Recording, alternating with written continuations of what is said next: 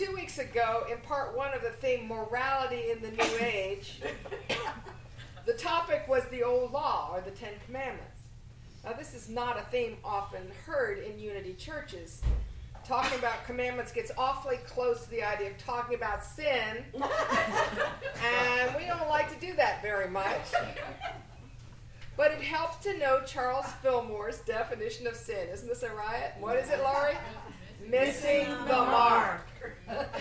We've all done that, right? We've all done that. So you remember from last week that Moses had freed the Israelites from bondage in Egypt and was leading them across a vast wilderness headed for the Promised Land. The people had become tired and discouraged, and they were moaning and groaning and blaming Moses. Some even said they should never have left Egypt because at least they knew where their next meal was coming from there. And so, not knowing how to handle this, Moses goes up on the mountaintop to talk to God. And God gave him stone tablets on which were written some basic rules of behavior which he could use to govern the people. So Moses came down from the mountaintop carrying the tablets, only to find that things had gone from bad to worse. The people had built a huge golden calf and were dancing around it in an orgy of eating, drinking, and sex. Paul. The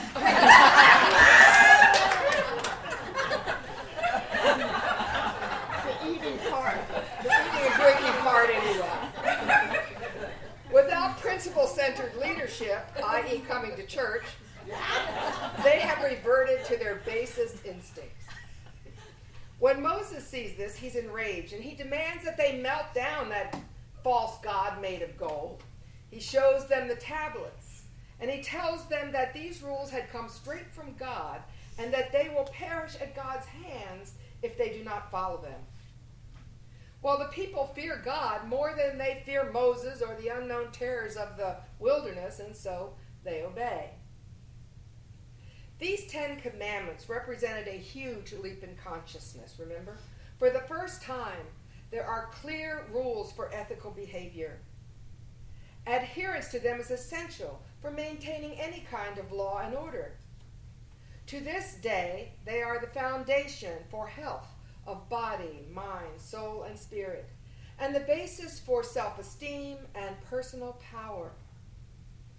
There can be no movement into the new law until these rules are fully understood and accepted. Last week, we looked at them through a broader lens, and perhaps surprisingly, found that we all have a way to go when it comes to following them.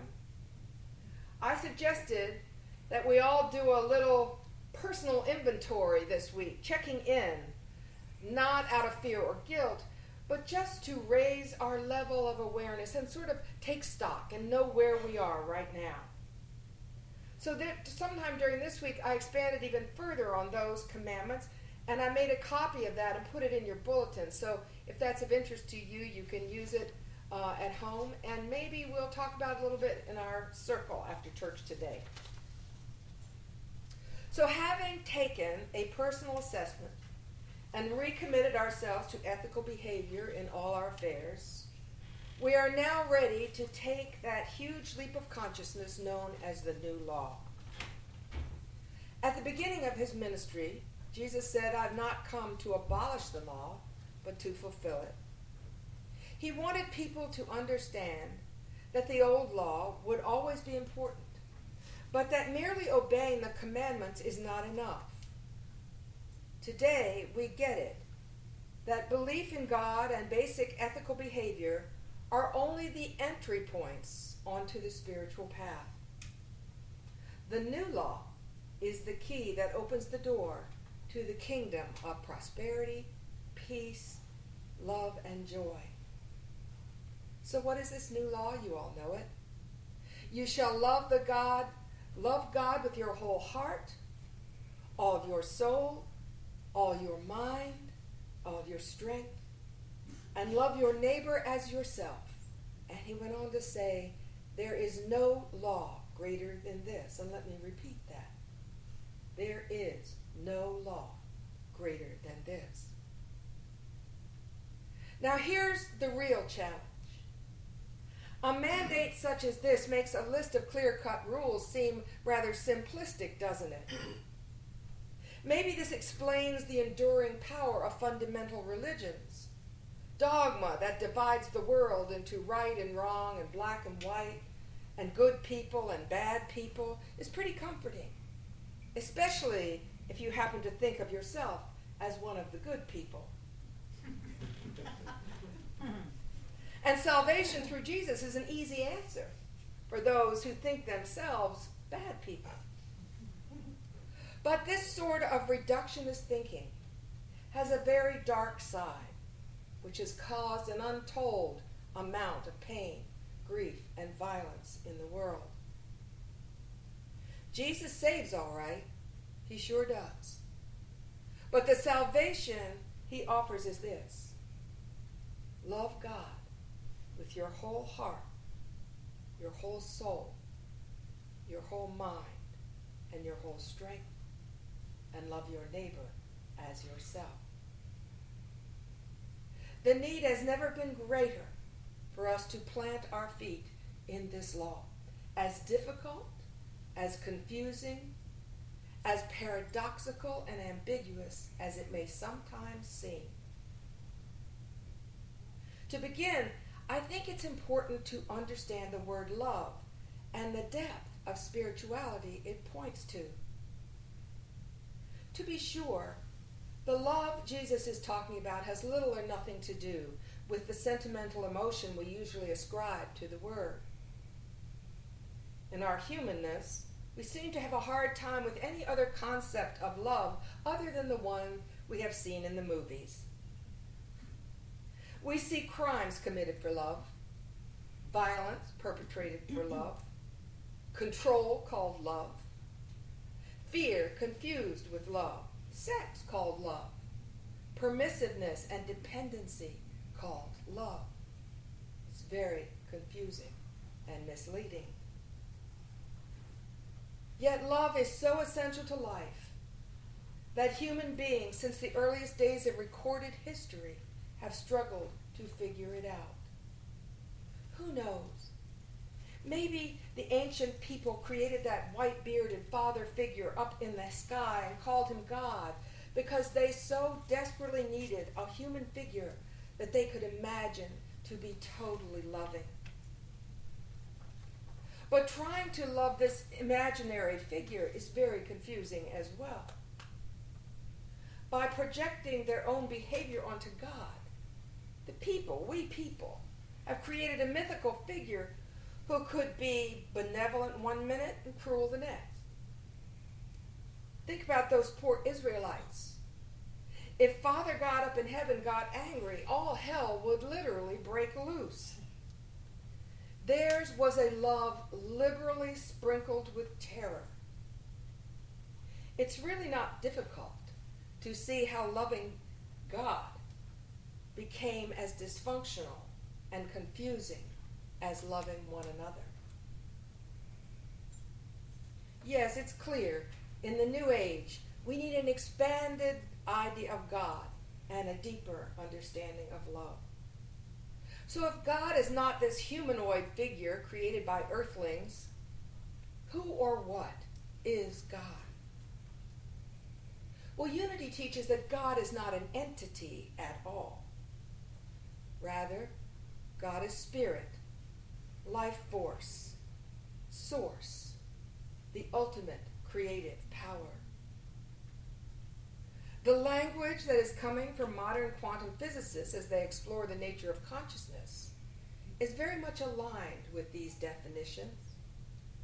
The word God is so loaded with mixed meanings that they don't use it at all. Instead, they refer to the field of life energy, the field of infinite possibility, the field of infinite abundance. Imagine God as the ocean. The waters of this ocean are teeming with life. Living creatures are constantly being birthed in this fertile substance. This is analogous to the field, that rich, redolent energy of life that we are all made of and are walking around in. Unity also teaches that God is law, meaning that God is constant and unchanging. Returning to our analogy, God can only be the ocean, only the fertile substance of creation, and God, by its nature, can only create good. This is law, and it flies in the face of the human-like God figure who both loves and punishes, creates and destroys, prefers one nation of people over another, or one religion over another, that heals some people and not others. God as law is constant, unchanging goodness and cannot be anything else. The ramifications of this are huge. Huge. The difference between living in fear and anger and living in love and peace. Without a punishing, vengeful God, how can there be a place of eternal damnation where bad people go after they die? For that matter, how can there be a place of eternal reward for the good guys if there is no judgment day? And how could there be a judgment day if there is no concept of God as the judge who sorts the good people out from the bad, punishing some and rewarding others? When the Hebrew scriptures were written, people believed God was responsible for everything. If the rain fell and watered the fields and the crops were abundant, God did it, and the people were grateful. If there was drought and the crops failed, God did that too, and he did it, the people thought, because they were being punished for some wrong they had done. They interpreted natural consequences and the cycles of nature as God rewarding or punishing. This concept is the foundation of conditional love, and we are steeped in it. We've learned to love God when things are easy and blame him when they are not. We've learned to love people when we approve of their behavior and reject them when we don't. We've learned to love people who look a lot like us and reject those who do not. It's a sad thing when people burdened by illness or misfortune think they are being punished by God. But why wouldn't they think that? Most of us were taught as children to ask God for what we want, and were assured that God would always answer our prayers. We were confused and disappointed when our wishes were not granted and our needs were not met. Reminds me of the story of Billy. I think I was relating it to you the other day, who had been praying for a new bicycle for years with no results. So now it's his 12th birthday, it's coming up, and he's fed up. What a shock it was for folks to arrive for Mass one Sunday morning to find that the beautiful statue of Mary had disappeared. On the pedestal where she once stood was a note, a ransom note. Okay, God, this is your last chance. If you ever want to see your mother again, a red bike in my living room by May the 5th. Signed, you know who this is. For Billy, larceny seemed like an easier solution than a paper route. Lots of folks still think this way. People have always had a desperate need to understand why bad things happen. The Unity Path challenges us to surrender our why questions.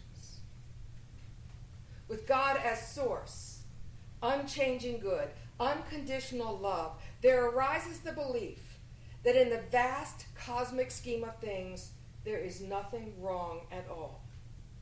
That all things are somehow working together for our greatest good. When this belief is home-based, it's pretty easy to exchange the why question for a what now question. The only thing to consider is how to respond to what's happened. Because we know that how we respond, spiritually, emotionally, and physically, will determine our experience of the situation. So, how do we love this creative source, this infinite goodness we call God? Rocco Errico, the great Aramaic Bible scholar, says that the answer lies in understanding what true love is. Whether it's love of God or ourselves or another person, he says, love is openness, trust, and receptivity.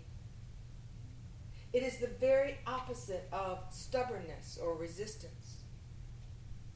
Love is recognizing value and cherishing it. The Tao calls love innocent goodwill, openness, trust, receptivity, valuing, innocent goodwill. God, infinite, unchanging goodness, is present and available at every moment. Loving God, myself, and other people means being open to this constant stream of good. It means letting go of my limited idea of how things should be. And it means knowing that everything I need is available in every second of every day, because what I really need is a new way of seeing my problem or condition. What I really need are creative ideas. What could be more wonderful than recognizing this God? How truly precious this God is. I think it was Thomas Merton who said, I may not be able to see God, but I can smell God's scent everywhere. Yes, we can, if we're awake. The other day, my sister Patty and I were talking about how certain smells trigger fond memories from our childhood. For her, it was waking up to the smell of bacon frying. For me, it was waking up to the smell of fresh ground coffee percolating. The interesting insight we both had was that the scents we recall were the ones we experienced at the moment of awakening. The memory of these scents from so long ago are still alive and vivid. And talking about them made us feel warm and connected to each other. In that moment, we were aware of the artificiality of time. Today is yesterday, and yesterday is today. I believe Thomas Merton's wisdom is that the path of integrating real love of God, a love that brings peace, comfort, and joy, is a process of waking up to the perfection of life. It is present moment awareness. Not so easy when we're addicted to screens that keep showing us the chaos that human beings create. Some days we walk the razor's edge between love and anger, doubt and fear, separation and connection. But greater reality always beckons if we'll just look up from our problems and our screens. There is no more precious moment than the one in which we awaken to beauty and perfection. And this awakening can happen in an instant, like when you're driving across this causeway out here, returning home from work or maybe on an ordinary day, and right there, in all its glory, is the magnificent sunset, and you gasp. How many days have I driven right by it and not noticed? How many more wondrous things am I too preoccupied to see? The scent of God is everywhere, in every moment of existence, and in every person we meet. When we're awake, loving God is as natural and profound and essential as breathing. Loving God, loving ourselves, loving our neighbor are one and the same thing. Because love is a lens to the world that dissolves every disagreement and opens every door. Love and truth are one and the same thing. We often say that God is love, but do we also remember that love is God? So do you see that there is this connection between the old law and the new law? That the new law represents an evolution in consciousness from the old law. The commandments help us to prepare ourselves to be vessels of the new law.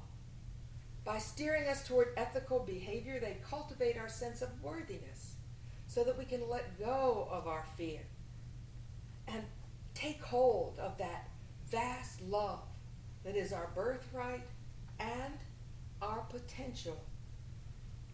To me, this is the reason that divine order is my favorite name for God. Because this is a perfect evolutionary plan. So finally, I'd like to leave you with some words from our beloved Sufi poet now. Sufism, what have we talked about? Fundamental beliefs, old religion, traditional religion, unity, new age, Sufism. This is from the Sufi. Love has taken away all my practices and filled me with poetry. I tried to keep quietly repeating, no strength but yours, no strength but yours, but I couldn't do it. I used to be respectable and chaste and stable, but who can stand in this strong wind and remember those things? A mountain keeps an echo deep inside itself. That's how I hold your voice. To praise the sun is to praise your own eyes. Praise is the ocean. Words are but little ships. Just to be held by the ocean is the best luck we could possibly have. It's total waking up. Why should we grieve that we've been sleeping? It doesn't matter how long we've been unconscious. Okay, we're groggy, but let the guilt go. Feel the motion of tenderness all around you. Feel the buoyancy of the ocean. And so it is. God bless you all.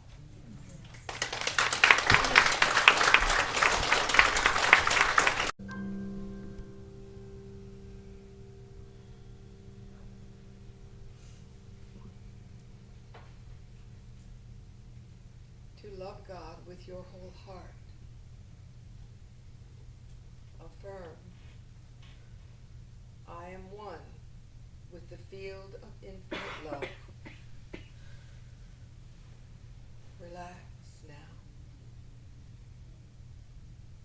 And let the awareness that you are made of love and residing in love wash over you.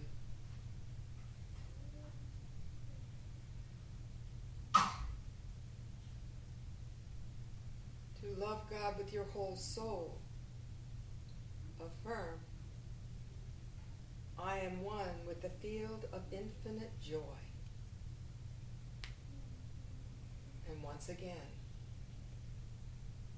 allow the awareness that even in your darkest hour, joy is present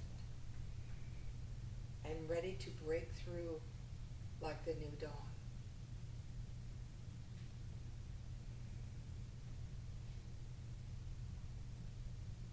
To love God with your whole mind.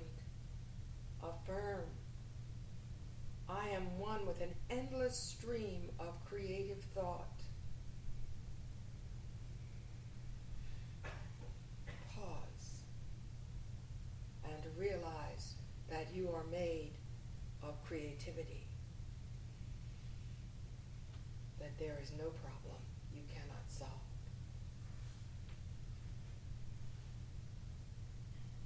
That creativity expresses the moment you call it forth.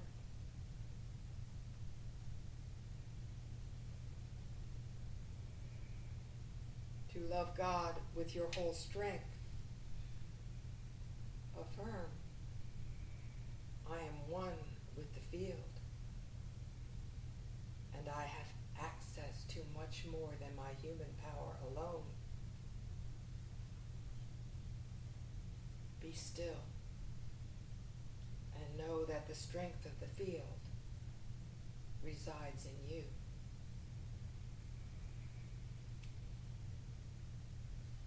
Love God with your whole heart, your whole soul, your whole mind, and your whole strength as we rest in the silence.